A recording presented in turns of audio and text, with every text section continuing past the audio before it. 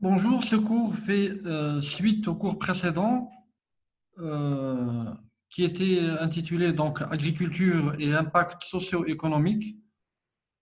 Euh, je vous en avais parlé quand on étudie donc l'impact de l'agriculture sur la socio-économie, on doit ou on peut mesurer ça avec ce qu'on appelle les enquêtes socio-économiques ou l'enquête socio-économique. Alors, l'enquête socio-économique est une technique qui permet la collecte d'informations de nature technique, de nature économique ou sociale. Par exemple, je veux savoir, lorsqu'il y a une sécheresse, quel est le nombre d'agriculteurs qui sont impactés ou touchés par la sécheresse dans une commune, à Tipala par exemple.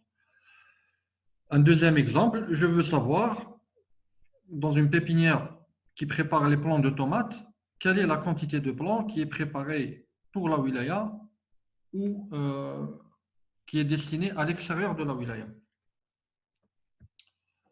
Alors, pour cela, l'enquête nécessite un contact oral entre deux partenaires, l'enquêteur et l'enquêté, par l'intermédiaire d'un questionnaire, c'est-à-dire qu'on utilise un questionnaire.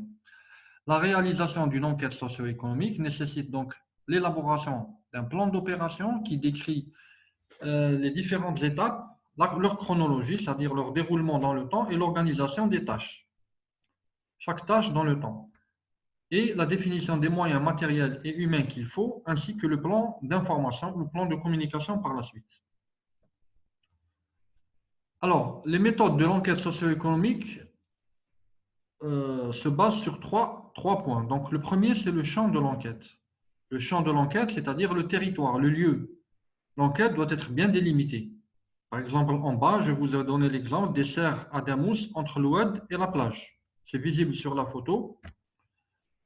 On doit connaître donc les caractéristiques, les catégories sociales qui travaillent, s'il y a des problèmes entre les voisins, si il y a des conditions pour l'accès à la terre des uns et des autres. Et c'est comme ça qu'on peut faire un sondage qui doit être également bien constitué. Le deuxième point, c'est l'échantillonnage, l'échantillon. La méthode d'échantillonnage conditionne donc la validité scientifique et technique d'un travail et les moyens et les coûts qu'il faut mobiliser, c'est-à-dire ça détermine les coûts. La liste des individus retenus doit être bien préparée. On prend en général entre 2 et 5% de l'échantillon global. Et en prenant soin donc de préparer une liste de remplacement lorsqu'il y a dans l'échantillon, par exemple, des absents. Dans la figure en bas, représente donc un périmètre d'irrigation à Warizan, c'est dans la wilaya de Rodizan, où il y a deux catégories de population qui travaillent la terre, donc les arboriculteurs en orange et les maraîchers en vert. Alors, dans la partie amont, c'est-à-dire en haut, donc il y a plus d'arboriculteurs. Et si je veux faire mon enquête sur la partie amont, dans mon échantillon, il y aura forcément plus d'agriculteurs qui font de l'arboriculture. Dans ce cas, c'est les oliviers et les agrumes, c'est-à-dire les oranges, que les gens qui font le maraîchage.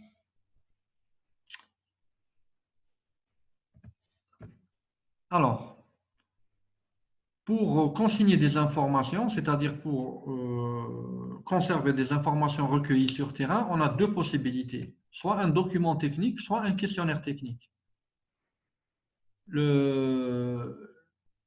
Alors, ces documents techniques sont préparés dans le cadre de la collecte de données sur le terrain. On a un questionnaire ou un manuel d'instruction pour le personnel sur terrain. Pour ce cours, on va s'intéresser uniquement au questionnaire, qui est un document sur lequel sont notées les réponses ou les réactions d'un sujet déterminé, une personne enquêtée, et il ne doit pas être considéré comme une liste de questions. Donc, c'est orienté. Alors, ce questionnaire-là, il a des caractéristiques. Il n'est pas fait n'importe comment. Donc, première chose, c'est que vous avez des formes de questions. Vous avez par exemple des questions fermées. Les réponses doivent obligatoirement figurer parmi l'éventail des réponses déjà fixées à l'avance, c'est-à-dire, euh, on va poser par exemple une question, est-ce que vous travaillez euh, pour vous-même ou est-ce que vous travaillez pour les autres? Ça peut être oui ou non, mais ça ne peut pas être, il ne peut pas y avoir une troisième réponse. Donc, c'est une question fermée. Lorsque la question est ouverte, l'interviewé est libre de s'exprimer. Qu'est-ce que vous faites pendant la journée, par exemple? Comment vous occupez pendant la journée? Il n'est pas limité dans sa réponse. Et puis, il y a les questions semi-ouvertes. Ce sont des réponses possibles sans fixer à l'avance. Donc, il peut savoir, on peut lui poser à l'avance, il peut connaître à l'avance, on peut connaître à l'avance les réponses, mais il peut ramener une nouvelle réponse. On laisse l'enquêté la possibilité d'ajouter d'autres alternatives. Et puis, il y a les questions directes et indirectes. Vous connaissez tous, donc, à une question directe, est-ce que vous avez irrigué votre parcelle aujourd'hui? C'est direct. Est-ce que, par exemple, vous avez allumé la pompe du forage? C'est une question indirecte pour savoir est-ce qu'il a utilisé l'eau et donc est-ce qu'il a irrigué. Le deuxième point, à côté de la forme des questions, donc fermée, ouverte, semi-ouverte, directe et indirecte, il y a l'ordre des questions. Les questions doivent être bien ordonnées, c'est-à-dire bien organisées pour éviter d'aller et de revenir à chaque fois chez la personne enquêtée. Généralement, ça fait perdre du temps et c'est énervant. Ensuite, il y a la mise en forme des questions, c'est-à-dire leur organisation. Donc, un questionnaire doit être agréable à lire et propre à l'utilisation. Il est recommandé aussi d'éviter de susciter des réactions standards de l'enquêté, par exemple une réaction de prestige. L'enquêté aura tendance toujours à suivre une norme. Est-ce que vous travaillez pour vous-même ou pour votre père? Je travaille pour mon père. Attirance vers les réponses positives. Généralement, les enquêtés privilégient la réponse oui quand on leur pose des questions.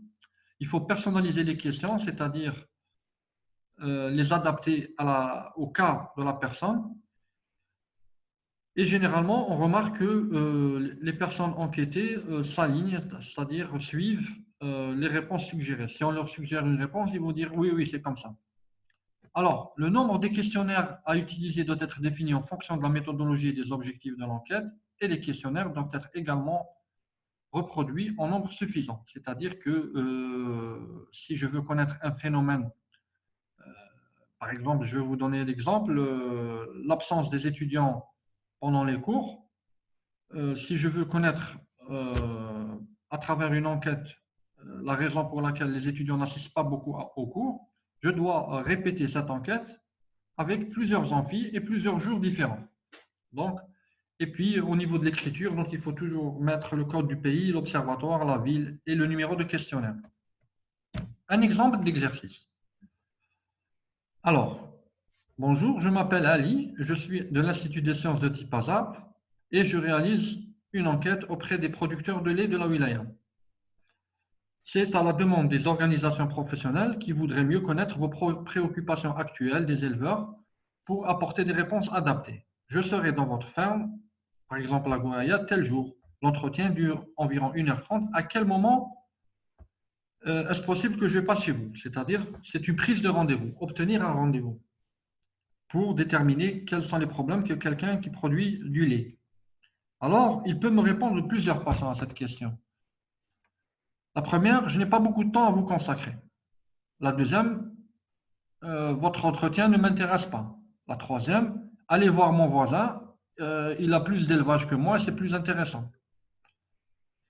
La quatrième, à quoi ça va servir cette enquête? La cinquième, comment avez-vous eu mon nom, par exemple? Et donc, c'est donc une question, un questionnaire ouvert, une question ouverte. Alors, comment se structure un questionnaire d'enquête? Un questionnaire d'enquête, il se structure de la façon suivante. Donc, un numéro de l'enquête, une date, le nom et prénom, un numéro de téléphone, l'âge, l'activité principale, c'est-à-dire qu'est-ce qu'il fait la personne enquêtée principalement. Il peut avoir une activité secondaire à côté. Par exemple, il peut produire des oranges et dans d'autres périodes être vendeur au marché. Le statut juridique des terres, est-ce que les terres appartiennent à lui-même ou à l'État, par exemple? les coordonnées géographiques de la parcelle, sa superficie, son histoire, l'année de début d'activité, quel type d'activité il fait. Donc tout ça, vous pouvez, quand vous avez un objectif, élaborer un questionnaire. Voilà, j'en ai fini pour euh, cette séance d'aujourd'hui. Donc le questionnaire d'enquête, c'est un outil qui va venir appuyer donc vos travaux dans toutes les filières de sciences de la nature et de la vie. Et je vous remercie.